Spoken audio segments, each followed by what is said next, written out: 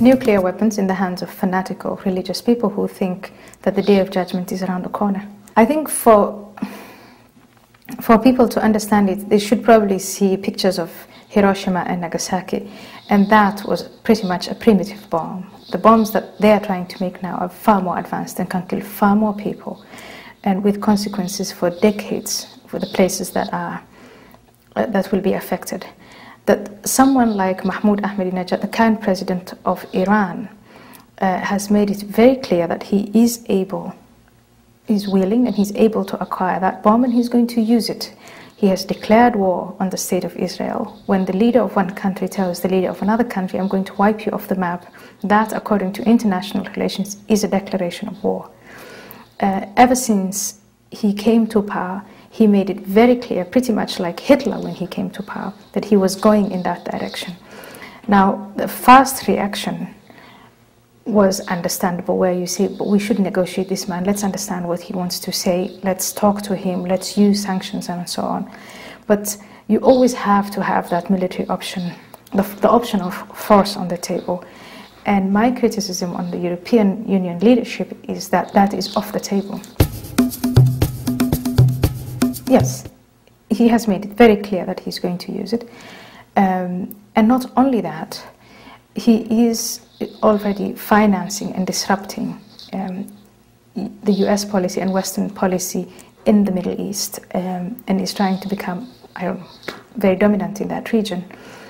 And so he is someone who's very much, he's very self-assured, because the usual mode of deterrence, deterring someone from doing something, which are always material and worldly, are things he doesn't believe in. He welcomes death.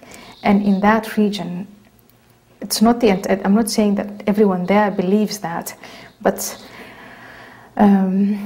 part of the radical Islamic doctrine is to believe that things will be better in the hereafter. So people welcome death, not all of them, but many of them, and those engaged in that welcome death, which means the old forms of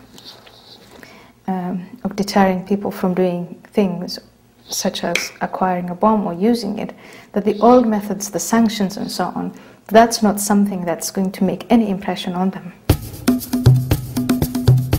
I think if we go back to as far as the 10th and 11th centuries, when, according to the history books, the West was backward and the Islamic world was far more progressive, that one thing that changed was Europeans, that was the West then, went off and traveled towards the Islamic world, towards China and Japan, and started to observe the way these people lived, and thought that by doing that they could learn something from them. And they came back with those lessons and they innovated, at the same time that they were challenging their own institutions such as the church. Then later the printing press came, and all these forces came together, where there was the desire to learn from the outside and the challenge of the feudal institutions within that were closing the minds within the West. It's around that time that in the Arab Islamic Empire, that's what it was, there was a conviction that they had nothing to learn from the past, from others, that all knowledge was sort of concentrated into the Quran, and that we were leading in everything. So there was this attitude that all knowledge is something we have, we can't learn anything from the West. And I think that that's when the divergence started, and those minds on the eastern side closed, and the Western mind opened and innovated and progressed at a pace that was so breathtaking for the Arab Islamic world, that by the time they actually woke up to their backwardness, the West was so far ahead in military, political, religious, cultural, and social progress that all we can do now is copy. There's very little left to invent. I'm optimistic about the fact that there are several individuals, by far not the majority, who have been in touch with the West, with Asia, with other non-Islamic cultures, and who realized that there's a lot that we have to learn. My optimism is that that group will be influential enough to make the reforms and the changes necessary in that part of the world. Second observation is you cannot change if you do not accept that there is something to change, that there is something imperfect. So the dogma that everything in Islam and the moral framework that the Prophet Muhammad left for us is perfect and that there's nothing to change in that, that is being challenged. Because of that challenge, a natural reaction is one of defending it with all the fanaticism in the group, in the community. That can lead to bloodshed. We also live in circumstances where people like Ahmadinejad, who is a fanatical Muslim, has nuclear power, is at least aspiring towards getting one. Pakistan has one. Egypt wants one. Turkey wants one. Under those circumstances, if they succeed in acquiring these weapons of mass destruction, then we are facing terrible times.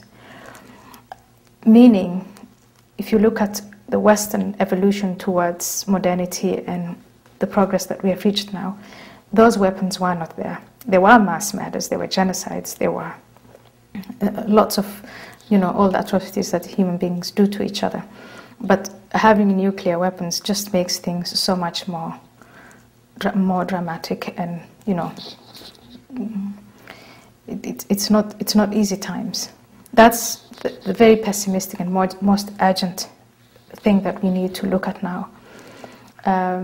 Another observation is, if you look at all the conflicts in the world today, you will be surprised by the number of Muslims entangled in conflict among themselves, with China, with Russia, with the West. We are only 1/5 of the world population. Having so many enemies all at the same time is very self-destructive. Now, if the fanaticism within the Muslim world that is now being fed by the fact that if we die, the hereafter is going to be a better place, then it's very difficult to stop that. But if that is diluted, and I always like to see the cup as half full, that there will be voices and that they will be strong enough to say it's madness to commit, to kill and to be killed because of this belief in the hereafter, and make the belief in the hereafter relative, then things could look better. But on the very short term, it looks like things will look bad.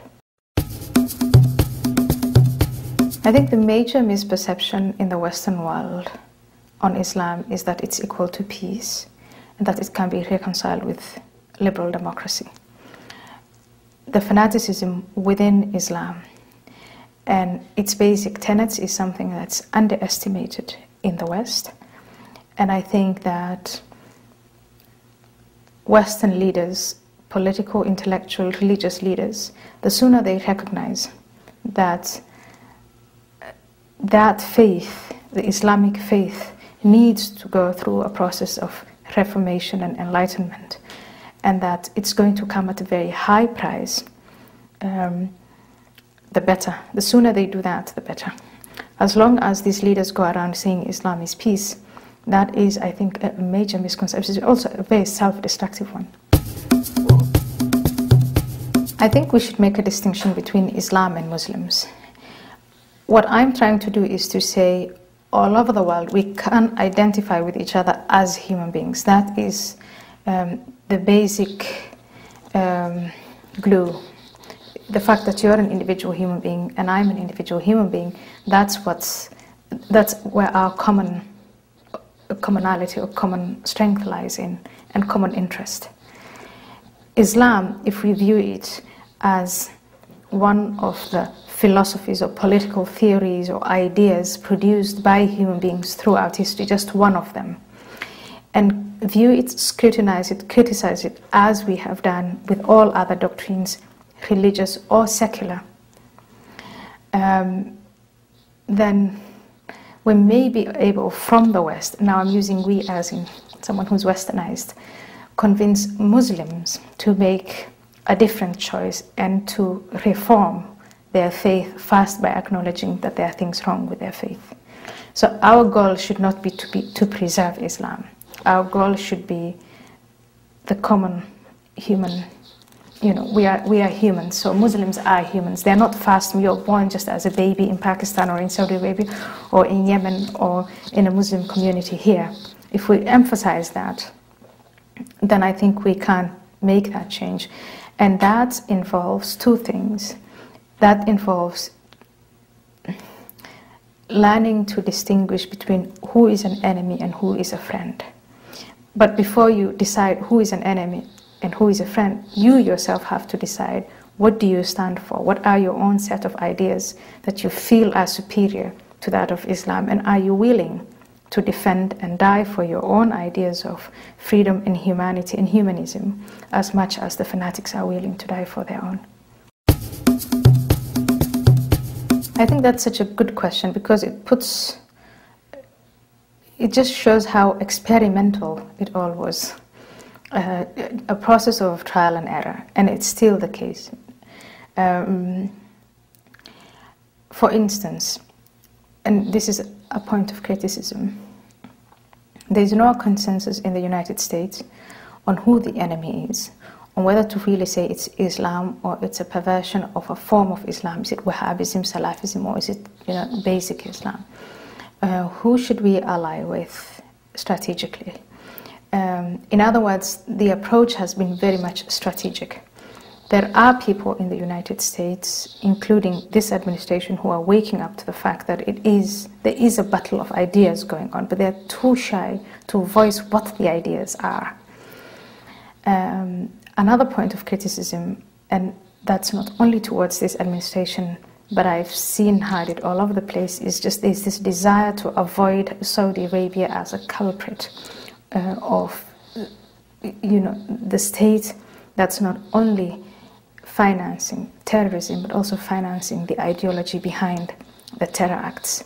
I think it was a mistake to declare a war on terror. Terror is just a tactic, and it shows how strategic the whole approach is towards what's going on.